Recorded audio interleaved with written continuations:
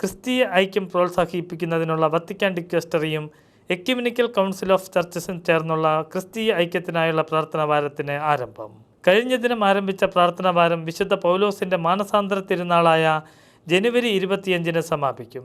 നിങ്ങളുടെ ദൈവമായ കർത്താവിനെയും നിങ്ങളെപ്പോലെ നിങ്ങളുടെ അയൽക്കാരനെയും സ്നേഹിക്കുക എന്ന വിശുദ്ധ ലൂക്കായുടെ സുവിശേഷത്തിൽ നിന്നുള്ള ഉദ്ധരണിയാണ് പ്രാർത്ഥനാ വാരത്തിൻ്റെ പ്രമേയം. ഓരോ വർഷവും വിവിധ പ്രദേശങ്ങളിലെ എക്യുമെനിക്കൽ പങ്കാളികളോട് ചേർന്നാണ് പ്രാർത്ഥന തയ്യാറാക്കുന്നത്.